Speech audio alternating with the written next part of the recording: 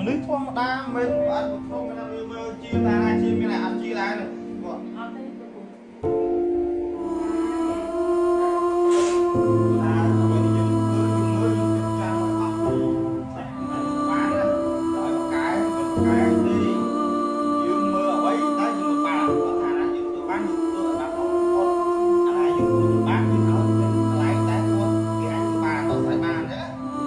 sát còn là đòi cuộc lớn trong rай một các bạn có hơn phim bồi trồ lục lối được nhiều run từ chiaរបស់បងស្រីម្នាក់con látជាសត្វតូចតែខ្លាំងពីមេឃ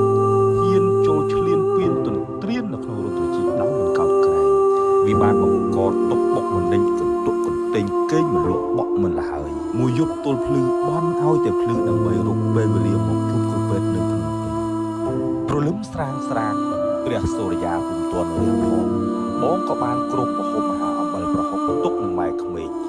ឡើងលើតាក់ស៊ី VIP បន្តដំណើរមករាជធានីភ្នំពេញដើម្បីស្កាត់ជួបក្រុមគ្រូពេទ្យដែលធ្លាប់បានឃើញនៅក្នុង TikTok មកដល់មន្ទីរពេទ្យឃើញមនុស្សអ៊ូអរខ្មៅងងឹតដូចផ្សារត្រីធ្វើឲ្យបងស្រីកាន់តែច្របល់ក្នុងចិត្តតែលោកមិនបានជួបគ្រូពេទ្យតាមបំណងប្រាថ្នាប៉ុន្តែដោយសារតែការយល់ចិត្តអាណិតអាសូរពីក្រុមគ្រូពេទ្យយើងក៏អនុញ្ញាតឲ្យគាត់ចូលមុនគេពីព្រោះអ្នកជំងឺមានអារម្មណ៍ឈឺចាប់អន្ទះអន្ទែងខ្លាំងគ្រាន់តែបើកទ្វារខ្វាក់ឃើញគ្រូពេទ្យអ្នកជំងឺក៏ចាប់ផ្ដើមធូរខ្សាកមួយរំពេចតែម្ដងដោយសារតែភាពជឿជាក់ទុកចិត្តរបស់គាត់មិនបងអង្គយូរយើងក៏ទាញអង្គដូស្កូបខ្វាប់ដាក់ខ្វាច់ឃើញសត្វកំពុងតែកន្ត្រាក់នៅក្នុងរន្ធត្រចៀកប្រហែលជាឈឺចាប់ណាស់ហើយមកទៅរន្ធត្រចៀកដ៏តូចចង្អៀតស្បែកដ៏ខ្ចីដែលរុំព័ទ្ធជាមួយនឹងរន្ធត្រចៀកប៉ះទង្គិចដោយជើងដ៏មានបន្លារបស់សត្វល្អិតនោះសមល្មមដែលអាចធ្វើឲ្យយើងយល់អំពីជំរឿននៃការជិះចាប់ពិបាករបស់គាត់យើងក៏ព្យាយាមប្រើឧបករណ៍សម្ភារៈចំណេះជំនាញបទពិសោធន៍ទាំងប៉ុន្មានជួយគាត់ឲ្យបានលឿនបំផុតតាមដែលអាចធ្វើទៅបានការជឿចាប់អន្ទះអន្ទែងមួយយប់ទល់ភ្លឺត្រូវបានដោះស្រាយត្រឹមតែ1នាទីតែប៉ុណ្ណោះដោយពុំមានការប៉ះទង្គិចឬក៏បង្ករបួសស្នាមដល់ត្រចៀកគាត់ឡើយ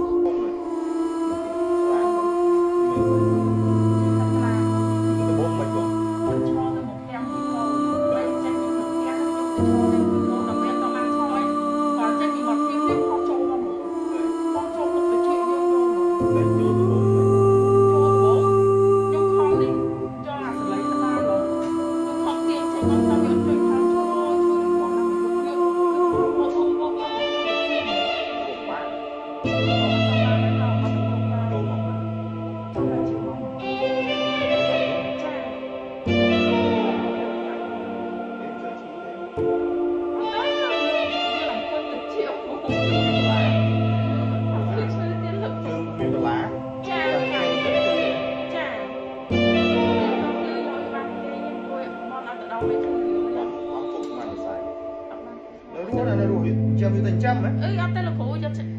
តែមិនអត់ទៅមកថតដាក់ចូលnhưថាថ្មីហ៎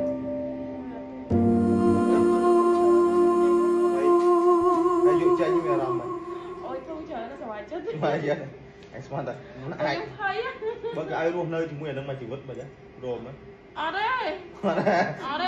ទៅគាត់រួចទេ